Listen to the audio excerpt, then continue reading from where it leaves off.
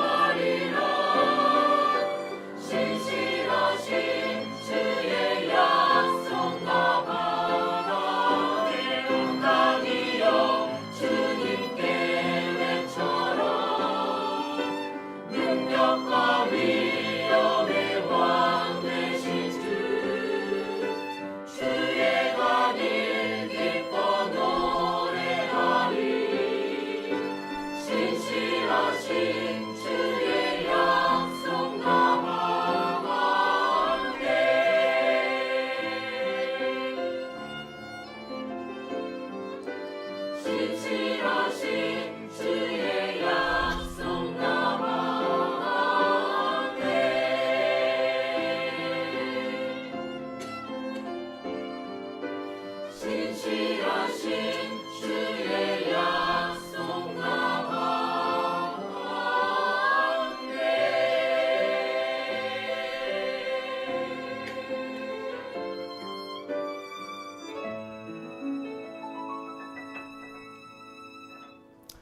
아멘. 감사합니다. 하나님께 영광 돌립니다. 우리 성가대가 오늘따라 더 이렇게 은혜가 넘치고 평소에도 은혜가 넘치지만 더 힘이 있는 것 같아서 감사합니다. 우리 성가대가 나날이 더 발전할 수 있도록 언젠가 이제 우리 성가대 오케스트라가 같이 할 수 있도록 그래 꿈을 꾸고 기도하시면 좋겠습니다. 하나님께서 오늘 우리에게 주시는 말씀은 창세기 22장 12절에서 22절까지 말씀입니다. 창세기 22장 12절에서 22절까지 말씀을 한 절씩 교독합니다. 이삭이 그 땅에서 농사하여 그 해에 100배나 얻었고 여호와께서 복을 주심으로 그 사람이 창대하고 왕성하여 마침내 거부가 되어 양과 소가 때를 이루고 종이 심이 많으므로 블레셋 사람이 그를 시기하여 그 아버지 아브라함 때에 그 아버지의 종들이 판 모든 우물을 막고 흙으로 메웠더라. 아비멜렉이 이삭에게 이르되 내가 우리보다 크게 강성한즉 우리를 떠나라. 이삭이 그곳을 떠나 그랄 골짜기에 장막을 치고 거기 거류하며 그 아버지 아브라함 때에 팠던 우물들을 다시 팠으니 이는 아브라함이 죽은 후에 블레셋 사람이 그 우물들을 메웠음이라. 이삭이 그 우물들의 이름을 그의 아버지가 부르던 이름으로 불렀더라. 이삭의 종들이 골짜기를 파서 샘 근원을 얻었더니 그날 목자들이 이삭의 목자와 다투어 이르되 이 물은 우리의 것이라 하매 이삭이 그 다툼으로 말미암아 그 우물 이름을 에색이라 하였으며 또 다른 우물을 팠더니 그들이 또 다툼으로 그 이름을 신나라 하였으며 함께 있습니다. 이삭이 거기서 옮겨 다른 우물을 팠더니 그들이 다투지 아니하였으므로 그 이름을 르호봇이라 하여 이르되 이제는 여호와께서 우리를 위하여 넓게 하셨으니 이 땅에서 우리가 번성하리로다 하였더라. 아멘. 전 오늘 순종의 축복이란 제목으로 하나님 말씀 증거하도록 하겠습니다. 강하면 부러진다라는 그런 말이 있습니다.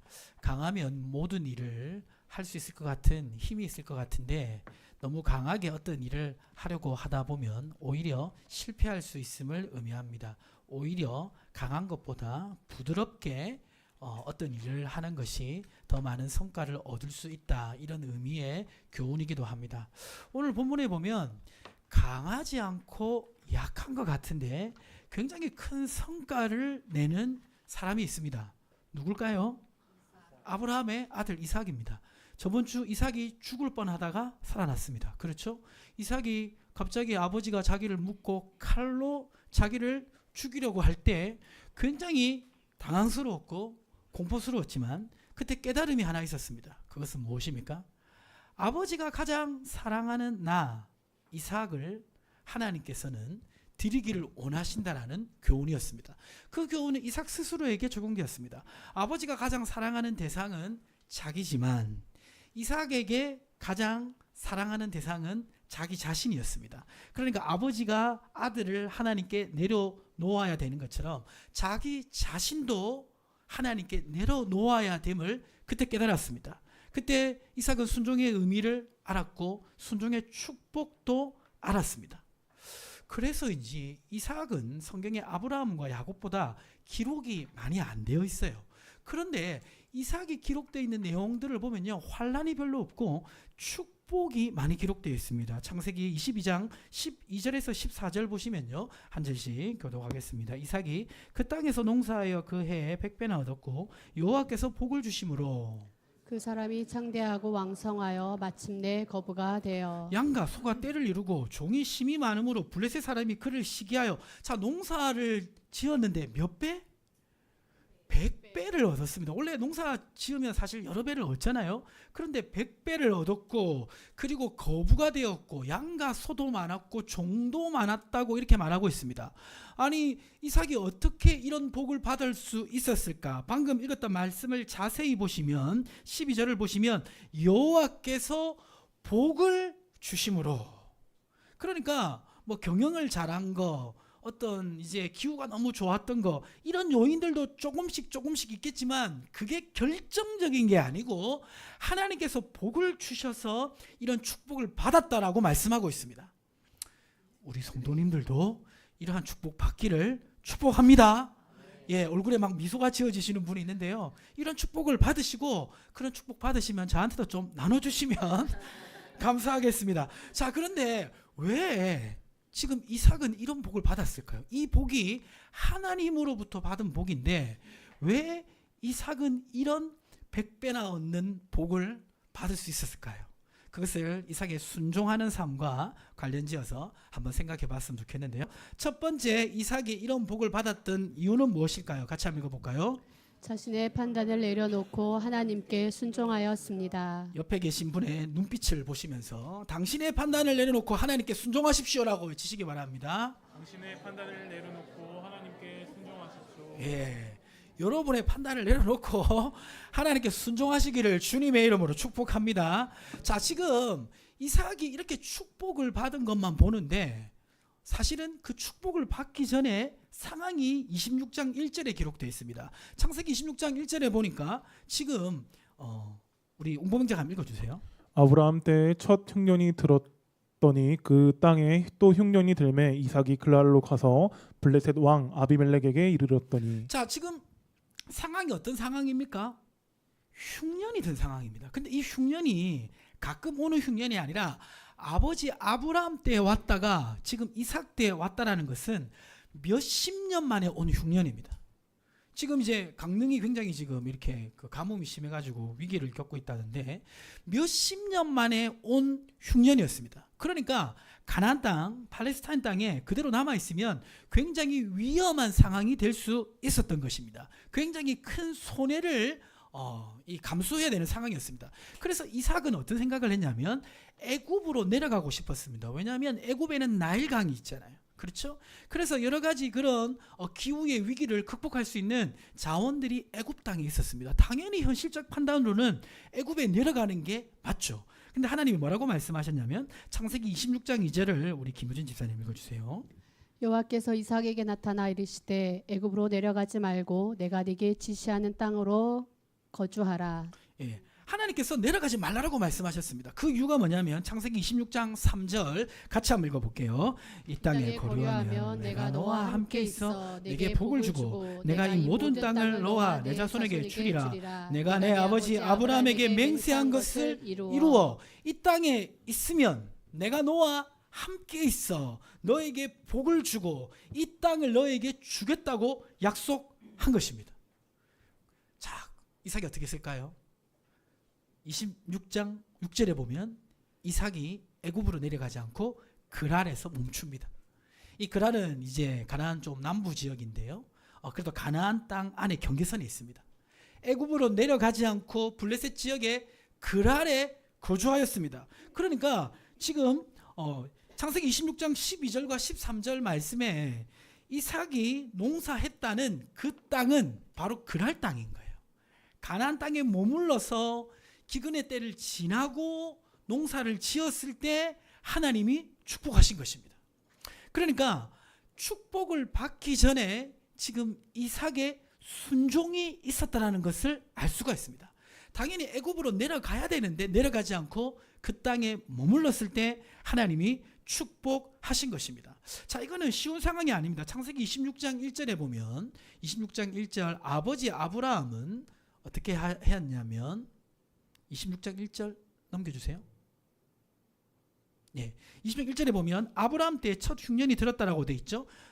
이 그 창세기 12장 10절 말씀 보시면요. 예, 자 같이 한번 읽어볼게요.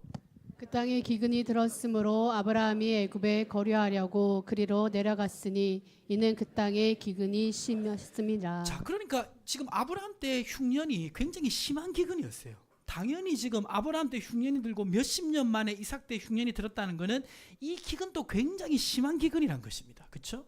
그래서 아버지 아브라함은 애굽으로 내려가는 선택을 했고 이삭도 내려가고 싶었는데 하나님이 내려가지 말라고 했을 때 이삭이 자신의 판단을 내려놓고 순종했습니다.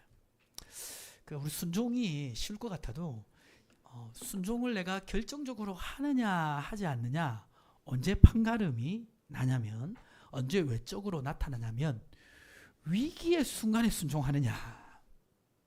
정말 위기의 순간에 내가 하나님의 말씀을 끝까지 믿고 순종할 수 있느냐. 여기서 행동으로 나타나게 되어 있습니다. 사람은 이제 위기의 순간을 만나면요, 본능적으로 자기의 힘으로 빨리 문제를 해결하고 싶어 해요. 근데 만약에 위기의 순간에 하나님의 말씀을 순종함에도 불구하고 위기가 해결되지 않는 것처럼 느껴질 때 과연 순종할 수 있냐는 것입니다. 현실적으로 판단하면 지금 가나안 땅에 머물면 기근으로 굉장히 위험해지는 상황이잖아요. 그럼에도 불구하고 순종할 수 있느냐, 위기의 순간에도 순종할 수 있느냐 없느냐, 이것이 아주 중요합니다. 성경에 보면 위기의 순간에 순종하지 못한 대표적인 인물이 있는데요, 그 사람은 사울입니다. 사울은 블레셋과 전투하는 그 시점에, 전투하기 전에 하나님께 제사를 드리고 하나님의 은혜를 힘입고 전투하기를 원했습니다. 그래서 제사장 사무엘이 올 때까지 기다렸는데, 사무엘상 13장 8절에 보면 기다렸는데 사무엘이 오지 않았어요. 그러자 어떻게 됩니까? 백성이 사울에게서 흩어지기 시작했습니다. 빨리 제사를 지내고 지금 뭔가 이렇게 사기가 올라가지고 전쟁을 해야 되는데 제사장은 오지 않고 적들은 지금 이제 싸울 준비를 하고 있고 백성은 흩어지는 상황이 되니까 사울이 어떤 판단을 합니까? 사무엘상 13장 9절을 우리 남성 성도님들이 한번 읽어보시겠습니다. 시작. 사울이 이르되 번제와 화목 제물을 이리로 가져오라 하여 번제를 드렸더니. 사울은 딱 판단해 보니까 지금 사무엘이 올 기미는 안 보여요. 이대로 가만히 있다가는 전쟁에 패배하는 거는 100%예요. 가만히 당하고 있을 수 없다 판단을 하고, 이 사울이 굉장히 임기응변적으로 아주 대처를 잘하는 것처럼 보이는데 어떻게 합니까? 자기가 직접 번제를 드립니다. 자기가 직접 제사를 드립니다. 자, 분명히 이제 이 판단과 이 결정은 어떻게 보면 굉장히 결단력 있는 행동이긴 해요. 그러나 하나님의 말씀을 어기는 행동이었습니다. 자, 그러자 이제 사무엘이 도착하고 사무엘이 이 사울을 책망합니다. 그때 사울은 어떻게 변명하냐면 사무엘상 13장 11절을 우리 여성 성도님들 한번 읽어보시겠습니다. 사무엘이 이르되 왕이 행하신 것이 무엇이냐 하니 사울이 이르되 백성은 내게서 흩어지고 당신은 정한 날에 안에 오지 아니하고 블레셋 사람은 믹마스에 모였음을 내가 보았으므로. 자, 12절을 우리 청년들이 한번 읽어볼까요? 12절. 이에 내가 이르기를 블레셋 사람들이 나를 내려오겠거늘 내가 여호와께 은혜를 간구하지 못하였다 하고 부득이하여 번제를 드렸나이다 하니라. 자, 사울의 변명을 정리해보면 이렇습니다. 사울의 변명은 뭐냐면 내가 순종 안 하려고 한 게 아니라 나 제사 지내고 그 하나님 앞에 제사 지내고 정상대로 제사 지내고 싸우려고 했는데 말씀에 순종하려고 기다리다 보니까 당신이 늦게 오니까 백성이 흩어지는 상황이었다. 이게 지금 사울의 변명 첫 번째고, 사울의 변명 두 번째는 뭡니까? 자기가 말씀에 순종하려고 하니까 블레셋 사람들이 이제는 나를 공격하려고 준비를 다 끝내놓았다. 그리고 세 번째, 내가 말씀 정말 순종하고 싶었는데 당신이 늦게 와서 번제를 못 드리니까 어쩔 수 없이 내가 번제를 드렸다. 이게 사울의 변명입니다. 사울의 변명에 공감이 갑니까? 가지 않습니까? 가지 않습니까? 그렇죠? 이 위급한 상황에 어떻게 하든지 어떤 방법을 해서 살아남아야 되잖아요. 그렇죠? 우리가 만약 그 자리에 있더라도 우리도 그렇게 했을 수도 있을 것입니다. 자, 어떻게 보면 이해할 수 있는, 인간적으로 이해할 수 있는 그런 이 사울의 행동이지만 사무엘은 이 사울의 행동에 대해서 이렇게 말씀합니다. 사무엘상 13장 13절에서 14절 13절 제가 먼저 읽어보겠습니다. 사무엘이 사울에게 이르되 왕이 망령되이 행하였도다. 왕이 하나님 여호와께서 왕에게 내신 명령을 지키지 아니하였도다. 그리하였더라면 여호와께서 이스라엘 위에 왕의 나라를 영원히 세우셨을 것이거늘. 지금은 왕의 나라가 길지 못할 것이라 여호와께서 왕에게 명령하신 바를 왕이 지키지 아니하였으므로 여호와께서 그의 마음에 맞는 사람을 구하여 여호와께서 그를 그의 백성의 지도자로 삼으셨느니라 하고. 사울은 지금 말씀을 순종하려고 했을 때 이런 어려움이 있었기 때문에 어쩔 수 없이 내가 이렇게 했습니다. 그래서 문제를 해결하려고 했습니다라고 얘기하고 있습니다. 그런데 사무엘은 정반대로 얘기해요. 사울이 불순종한 그것 때문에 사울이 예방하려고 했었던 그 문제가 해결된 것이 아니라 더 큰 문제가 일어났음을 얘기합니다. 어떻게 얘기하냐면 보시면 사울은 말씀에 순종하려고 하니까 백성이 내게서 흩어지기 때문에 어쩔 수 없이 내가 불순종했다라고 얘기합니다. 그런데 사무엘은 뭐라고 말합니까? 당신이 불순종해서 이제는 백성이 흩어지는 정도가 아니라 이 백성에게 새로운 지도자를 주실 것이라고 얘기하고 있습니다. 자, 그리고 그 다음 보시면 사울은 하나님의 말씀에 순종하려고 하니까 블레셋 사람들이 나를 치러 모였다, 이렇게 지금 얘기합니다. 그런데 사무엘은 뭐라고 말합니까? 만약 당신이 순종했다면 블레셋 민족뿐만 아니라 어떤 민족도 당신을 건드리지 못하도록 하나님이 지켜주셨을 것이다 라고 얘기합니다. 그리고 세 번째, 당신이 오지 않아서 어쩔 수 없이 내가 번제를 드렸다, 어쩔 수 없이 번제를 드렸지만 그래도 번제를 드렸으니까 되지 않았냐, 이렇게 얘기하는 거죠. 그러나 사무엘은 뭐라고 얘기합니까? 지금 사울 당신이 한 것은 하나님께 불순종했을 뿐만 아니라 망령되이 행한 것이며 명령을 지키지 아니한 것이라고 분명히 얘기하고 있습니다. 자, 그러니까 위기의 순간에 하나님의 사람이 순종하느냐 순종하지 않느냐는 큰 결과가 바뀐다는 것을 우리는 기억해야 됩니다. 지금 만약에 이삭이 애굽으로 내려갔다라면 어떻게 되었습니까? 창세기 26장 12절 13절 말씀 다시 보시면 지금 이삭이 어디에서 농사했냐면 바로 그랄, 하나님이 약속한 그 땅에 머물러 있었기 때문에 하나님께서 이 축복을 주신 것입니다. 그래서 우리가 기억해야 될 것이 있습니다. 그게 뭐냐면 이겁니다. 순종의 진정성은, 자, 넘겨주시고 같이 한번 읽어보겠습니다. 시작. 우리의 순종의 진정성은 위기와 기회의 순간에 검증됩니다. 자, 순종의 진정성은 언제 검증됩니까? 위기와 기회의 순간에 검증됩니다. 위기가 온다 할지라도 하나님 말씀에 순종할 수 있느냐, 인간적인 기회가 왔을 때도 하나님 말씀 때문에 포기할 수 있느냐, 이게 우리의 순종이 검증되는 시간인 겁니다. 그래서 우리는 이 순간에 순종하기 위해서는요, 어떻게 훈련을 해야 되냐면 평소에 내 생각을 내려놓고 하나님 말씀에 순종하는 훈련을 해야 돼요. 그 특수부대에서 작전을 수행하는 군인들은 평소 어떤 훈련을 하냐면 자신의 감정이나 감각을 믿지 않는 훈련을 합니다. 왜냐하면 전쟁의 상황이 되면 감정이 굉장히 고조가 되고 자기가 보는 눈이나 귀의 이 소리나 이것이 틀릴 수 있다는 것이죠.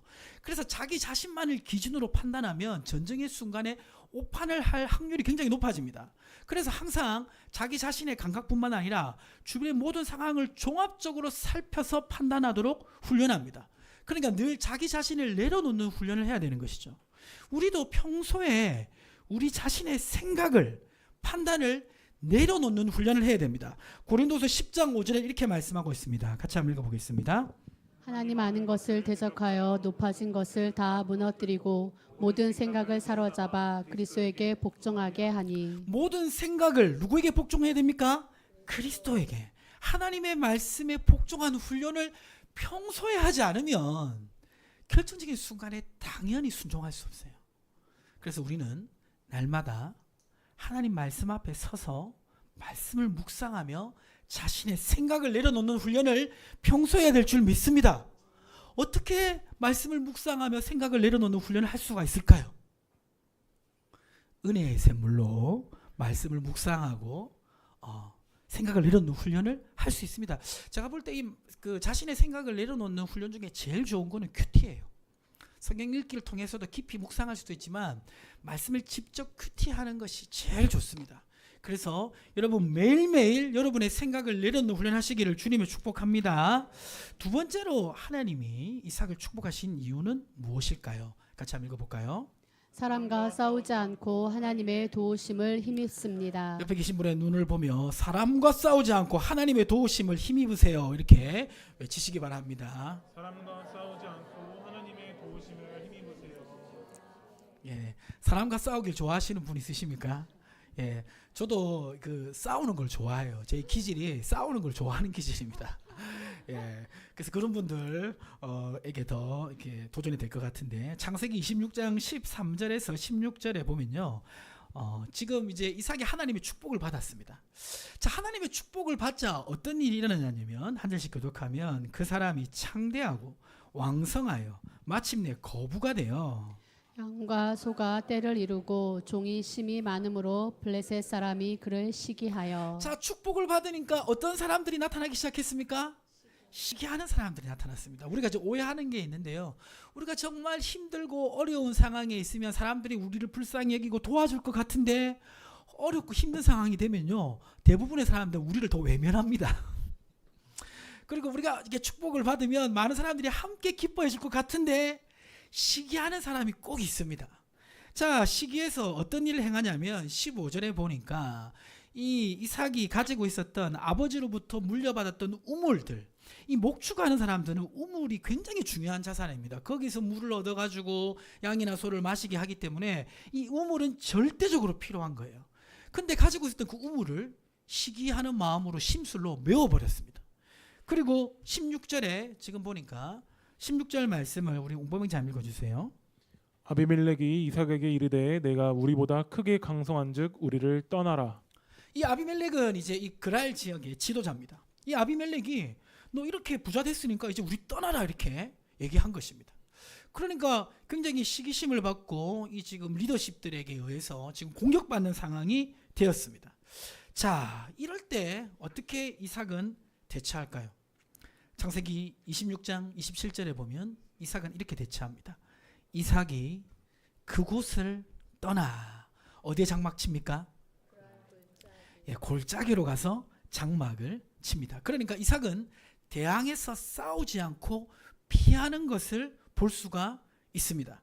자, 그래서 이제 그랄 골짜기에 갔는데 그랄 골짜기에 가가지고 어떤 일을 하냐면 창세기 26장 28절에 보시면 블레셋 사람이 메웠던 우물을 다시 팝니다. 자, 다시 파고 아버지가 불렀던 그 우물의 이름대로 그대로 부르는데 그때 놀라운 축복이 나타납니다. 창세기 26장 29절을 보시면 26장 29절 우리 김효진 집사님 읽어주세요. 이삭의 종들이 골짜기를 파서 샘 근원을 얻었더니. 우물을 파서 물이 나오는 것도 굉장히 지금 큰 축복인데 지금 이 우물을 다시 파는 가운데 샘 근원이 어딘지 발견한 것입니다. 그러니까 물이 정말 풍부한 것을 얻게 된 것입니다. 자, 지금 이삭의 태도를 보면 지금 자기를 공격하는 세력과 정면으로 싸우지 않습니다. 사실 싸워도 이삭이 불리하긴 해요. 하지만 지금 이삭은 싸우는 쪽보다 지금 피하는 쪽을 택하고 있습니다. 자, 그리고 누구를 의지하고 있냐면 하나님을 의지하고 있습니다. 자, 그렇게 되니까 어떻게 됩니까? 피해서 지금 갔는데 축복을 하나님 더해 주시는 것입니다. 싸워서 쟁취하고 이기지 않고 피했는데 하나님이 축복해 주십니다. 자, 그래서 샘 근원을 얻었거든요. 자, 그런데 이 우물도 이 샘 근원도 그랄에 있는 목자들이 탐냅니다. 그래서 그것을 막 달라고 요구합니다. 그러자 이삭이 그거를 내어줘요. 그리고 나서 다른 우물을 파는데 또 물이 나옵니다. 이게 그냥 되는 게 아니거든요. 큰 축복입니다.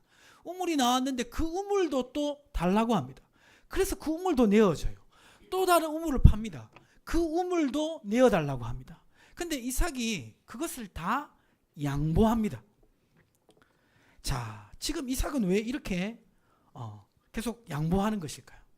이렇게 계속 양보하고 지금 다른 우물을 파다가 마지막 어떻게 되냐면 창세기 26장 22절 말씀해 보시면 이런 결과를 맞이합니다. 우리 청년들이 한번 읽어보겠습니다. 이삭이 거기서 옮겨 다른 우물을 팠더니 그들이 다투지 아니하였으므로 그 이름을 르호봇이라 하여 이르되 이제는 여호와께서 우리를 위하여 넓게 하셨으니 이 땅에서 우리가 번성하리로다 하였더라. 자, 그들이 뭐 하지 않았다? 이제 다투지 않았다. 이제는 더 이상 이삭 보고 우물을 달라고 하지 않았다. 그러니까 싸움이 어떻게 된 겁니까? 끝난 것입니다. 만약 이삭이 한 번, 두 번 우물 뺏기고 나서 나도 성격이 있다면서 막 싸웠더라면 어떻게 됐습니까? 물론 이제 이삭도 작은 세력이 아니었으니까 다시 우물을 빼앗아 올 수도 있었겠죠. 그러면 그때부터 뭐가 되었습니까? 끝없는 전쟁이 되었을 것입니다. 그러나 이삭이 사람과 싸우지 않고 피하고 하나님을 의지했을 때 하나님이 지속적으로 축복해 주시면서 이 싸움이 끝나는 것을 보게 됩니다. 에베소서 6장 12절에는 이렇게 말씀하고 있습니다. 에베소 6장 12절 같이 한번 읽어볼까요? 우리의 씨름은 혈과 육을 상대하는 것이 아니요 통치자들과 권세들과 이 어둠의 세상 주관자들과 하늘에 있는 악의 영들을 상대함이라. 이삭은 지금 싸움의 본질이 사람이 아닌 것을 깨달았습니다. 그래서 사람과 싸우지 않고 그것은 피해버리고 하나님을 힘입어서 살아가니까 하나님께서 이 싸움을 정리해 주시는 것입니다. 우리가 이제 혈기가 다 있잖아요. 자, 그런데 혈기를 부리면 이길까요? 손해일까요? 막 성내 가지고 자기 뜻대로 모든 것을 해버리면 유익할까요? 유익하지 않을까요? 예, 이제 여기 우리 샘물교회도 지금 신혼 부부들이 이제 이렇게 좀 있으신데, 이제 부부싸움 할 때 남편이나 아내나 이렇게 성질을 확 내가지고 이렇게 자기 뜻대로 뭔가 하려고 했을 때 유익입니까? 아니면 화는 냈지만 진 것 같은 느낌입니까? 우리 백두산 집사님 어때요? 뭐 안 그럴지라도 이제 한번 그런 적이 있으면 어떻습니까? 예. 사실 이제 우리가 싸워서 화내서 이제 쟁취하고 이런 것도 때로는 필요합니다. 그러나 성경적인 축복의 원리는 좀 다릅니다. 마태복음 5장 5절에 보면 뭐라고 말씀하고 있습니까? 마태복음 5장 5절 같이 한번 읽어보겠습니다. 온유한 자는 복이 있나니 그들이 땅을 기업으로 받을 것이며. 이 온유한 자는 태어날 때부터 성품이 부드럽고 이런 어떤 태생적인 생물학적인 그 온유함을 얘기하는 게 아닙니다. 이 온유함은 하나님을 절대적으로 의지하기 때문에 사람에 대해서 관용을 베푸는 태도가 온유함입니다. 하나님이 절대적으로 내 삶을 인도하시고 지켜주시니까, 축복하시니까 내가 양보할 수 있는 것입니다. 피할 수 있는 것입니다. 직접 싸우지 않고 하나님께 맡길 수 있는 것입니다. 이러한 축복을 얻으시기를 주님으로 축복합니다. 이렇게 지금 이 이삭은 온유하게 모든 상황을 대처하니까 결국 하나님께서 이삭을 인정해 주시고 축복해 주십니다. 그래서 마지막 결론이 어떻게 되냐면 창세기 26장 28절과 29절, 26장 28절과 29절 한 절씩 교독하면, 그들이 이르되 여호와께, 같이 읽겠습니다. 시작. 그들이 이르되 여호와께서 너와 함께 계심을 우리가 분명히 보았으므로 우리 사이 곧 우리와 너 사이에 맹세하여 너와 계약을 맺으리라 말하노라. 자, 이 사람들이 누구냐면 이삭을 쫓아냈던 사람들이에요. 이 그랄 지역의 리더십들이 와가지고 이삭을 보니까 이삭은 지금 어떻게 보면 회피하는 것 같고 피하는 것 같은데 하나님께서 계속 이삭을 도와주시는 거예요. 축복하시는 거예요. 그러니까 이 사람들도 이삭을 인정할 수밖에 없었습니다. 그리고 어떤 두려움이 생겼냐면 이삭을 건드리면 안 될 것 같은 두려움이 생겼어요. 왜냐하면 하나님이 도와주시는 게 분명히 나타났기 때문입니다. 만약에 이삭이 혈기를 부려서 이 일을 했다면 하나님의 이 능력은 나타나지 않았을 거예요. 이삭이 자기 자신의 기질을 죽이고 하나님께 맡기니까 하나님의 능력이 나타난 것입니다. 여러분 기억하십시오. 내가 내 기질을 발휘해서 내가 인간적으로 뭘 하면 하나님의 능력이 나타나지 않습니다. 그러나 내 자신을 죽이면 지는 것 같아도 하나님의 능력이 나타나는 줄 믿습니다. 자, 그러니까 이 블레셋 지역의 리더십들이 이삭을 인정할 수밖에 없었죠.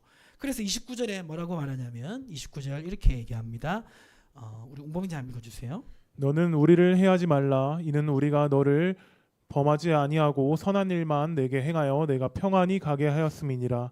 이제 너는 여호와께 복을 받은 자니라. 오히려 네가 강성해질 것 같은데 앞으로 우리를 좀 건드리지 마라, 달라. 그것을 계약을 맺자. 왜냐하면 하나님이 너를 축복하시기 때문에 우리가 너를 인정할 수밖에 없다라고 얘기하고 있는 것입니다. 말씀을 마무리하도록 하겠습니다. 우리가 볼 때 이삭은 굉장히 유약한 사람으로 보입니다. 어떻게 보면 남자답게 한번 그냥 화끈하게 싸우고 그렇게 해야 되는데 계속 도망만 다니는 것 같습니다. 자, 그러나 이삭은 정말 위기의 순간에 인간적으로 판단하지 않고 하나님 말씀에 순종했습니다. 그때 하나님께서 놀라운 축복을 주셨고요. 사랑과의 갈등이 있을 때도 혈기로 대하지 않고 하나님을 의지하고 온유하게 되었습니다. 그때 하나님께서 결국 이삭의 손을 들어주신 것을 보게 됩니다. 이 이삭의 모습을 보면 누가 생각이 나냐면 이 땅에 오셔서 죽기까지 순종하신 우리 주님이 생각납니다. 우리 주님이 이 땅에서 하나님 아버지가 맡겨주신 그 놀라운 일들, 그 위대한 일들을 성취한 것은 바로 예수 그리스도의 그 순종 때문이었습니다. 로마서 5장 19절에는 이렇게 말씀하고 있습니다. 같이 한번 읽어볼까요?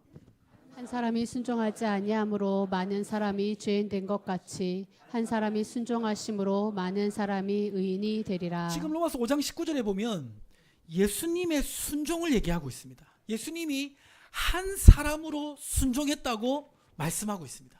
그것은 예수님도 순종하는 게 쉬웠을까요? 쉽지 않았을까요?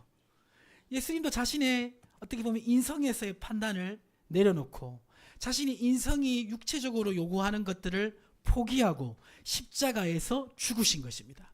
자신의 판단을 내려놓고 하나님 아버지 뜻에 전적으로 순종했을 때 하나님께서 가장 위대한 일을 이루어 주셨습니다. 여러분, 우리가 하나님의 일을 이루는 것은 순종으로 이루는 줄 믿으시기 바랍니다. 내가 순종할 때 하나님께서 하나님의 역사를 이루는 줄 믿습니다. 그리고 마태복음 12장 19절에 보면 예수님 어떻게 하십니까? 한번 더 읽어볼까요?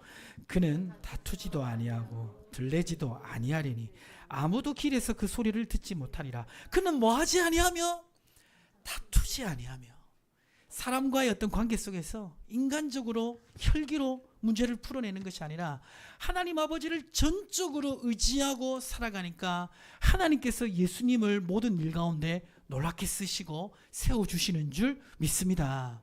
우리 삶에 참 많은 갈등이 있고 해결해야 될 많은 인간관계들이 있지 않습니까? 물론 내가 좀 더 의지를 가지고 지혜롭게 잘 대처해야 되지만 핵심은 내가 어떻게 하는 것보다 하나님을